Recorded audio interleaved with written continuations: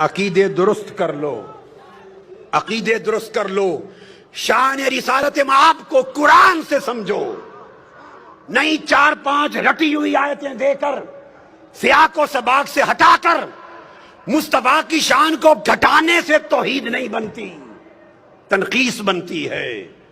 حضور کی شان اقدس اور عقیدہ رسالت کا ایک باب اور ہے، وہ یہ کہ آج ہم میں سے کئی لوگ ہم میں اس بات سے بھی گھبراتے ہیں کہ حضور کو وسیلہ بنانا چاہیے یا نہیں، اور یہ خیال کہ توسل کا کوئی بیان نہیں ہے عقیدہ دین میں اور توحید میں، یہ بھی انکار۔ وسیلہ کا لفظ کسی نے نہیں کہا، خود وسیلہ کا لفظ قرآن نے دیا ہے، اور ارشاد فرمایا گیا یا ایھا الذین آمنوا اتقوا اللہ وابتغوا الیہ الوسیلہ وجاہدوا فی سبیلہ لعلکم تفلحون۔ ایمان والو، اللہ سے ڈرو اور اللہ کا قرب پانے کے لیے اس تک کوئی وسیلہ تلاش کرو۔ سورہ مائدہ آیت نمبر 35، پھر اللہ پاک نے فرمایا اولئک الذین یدعون یبتغون الی ربہم الوسیلہ ایہم اقرب ویرجون رحمتہ۔ یہ لوگ جو پوجا کرتے، عبادت کرتے ہیں، کچھ لوگ ملائکہ کی، فرشتوں کی پوجا کرتے ہیں، کچھ لوگ جنات کی کرتے تھے، کچھ لوگ حضرت عیسیٰ کی، کچھ حضرت عزیر کی، کچھ ان کے بت بنا کے پوجا کرتے۔ قرآن نے کہا جن کی یہ عبادت کرتے ہیں، خواہ وہ حضرت عیسیٰ ہیں یا حضرت عزیر، خواہ وہ جنات ہیں یا ملائکہ، جن کے بت بنا کے عبادت کرتے ہیں، قرآن نے کہا ان کا اپنا عالم یہ ہے کہ یبتغون الی ربہم الوسیلہ، وہ خود خدا کا قرب چاہنے کے لیے وسیلہ تلاش کرتے ہیں۔ ایہم اقرب، کہ کون خدا کے زیادہ قریب ہے تاکہ اسے وسیلہ بنائے اور خدا کا قرب پالے۔ تو قرآن مجید نے اللہ کے مقرب بندوں کو وسیلہ بنانا قرآن نے نص کے ذریعے واجب بنا دیا۔ ارے وسیلے کو عقیدہ توحید کے خلاف سمجھنا، یہ قرآن کا انکار اور شریعت قرآنی کی سے جہالت۔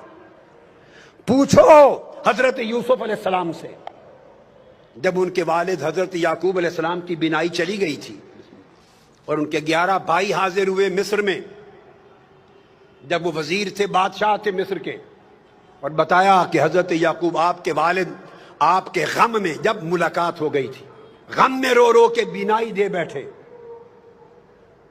اب قرآن کہتا ہے جب پتہ چل گیا کہ بینائی چلی گئی تو کیا کرتے؟ یوسف علیہ السلام ہاتھ اٹھا کے دعا کرتے، عرض کرتے باری تعالیٰ میرے والد حضرت یعقوب کی بینائی لوٹا دے۔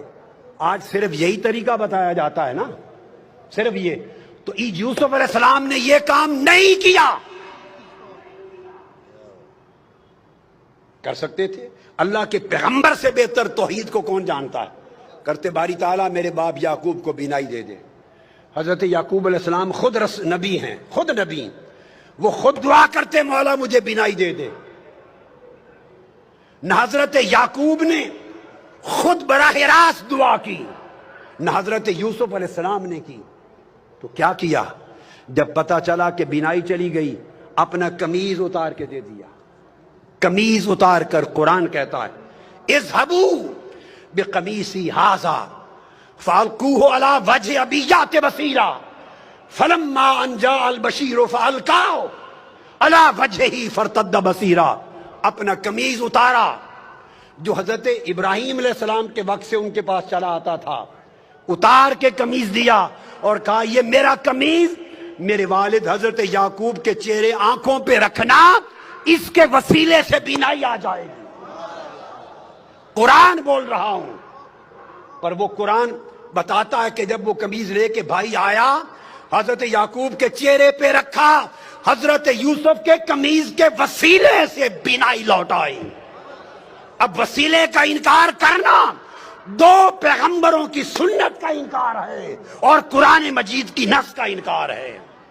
یہ کیسی جاہلانہ توحید ہے جو تمہیں وسیلے سے دور لے جا رہی ہے۔ آقا علیہ السلام کی اپنی سنت دیکھیے کیا ہے کہ حضور خود بھی وسیلے سے دعا کرتے۔ میں آپ کو حدیث دے رہا ہوں، اور یہ حدیث دے رہا ہوں آج تک کسی محدث نے آقا کی اس دعا کی روایت کو رد نہیں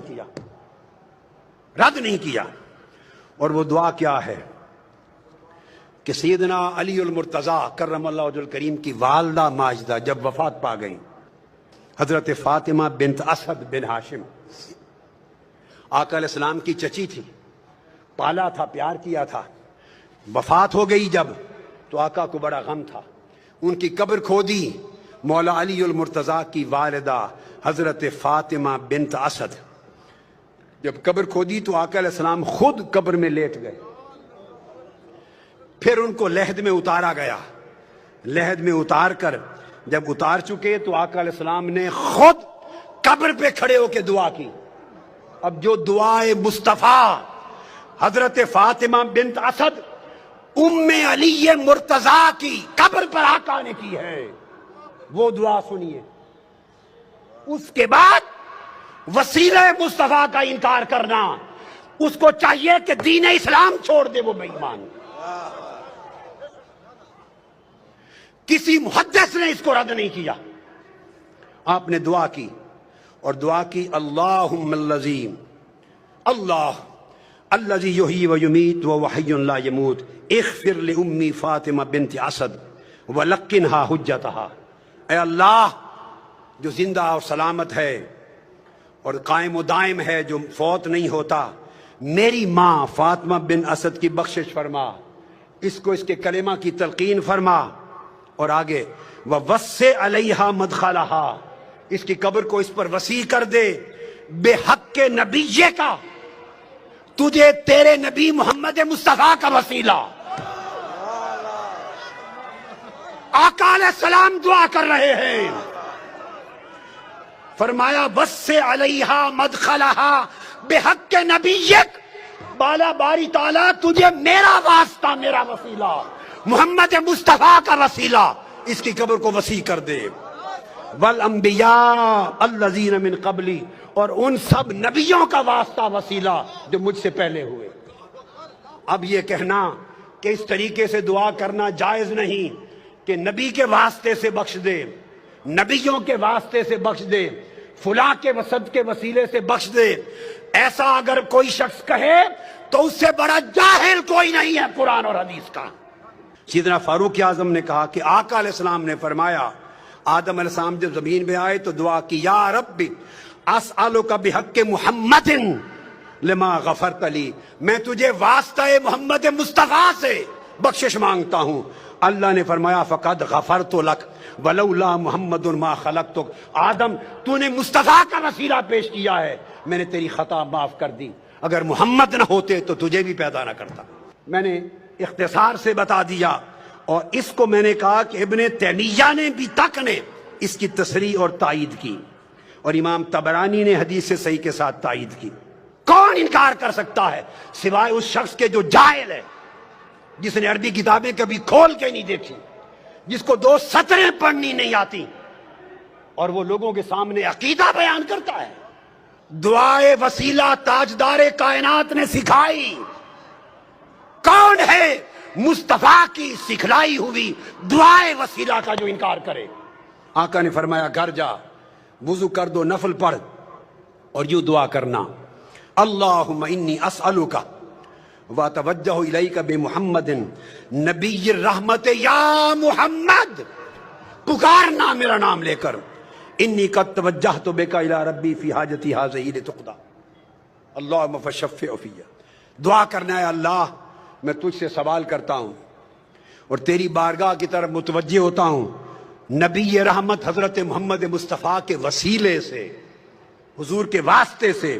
یہ کہہ کر آقا نے فرمایا پھر مجھے پکارنا، کہنا یا محمد.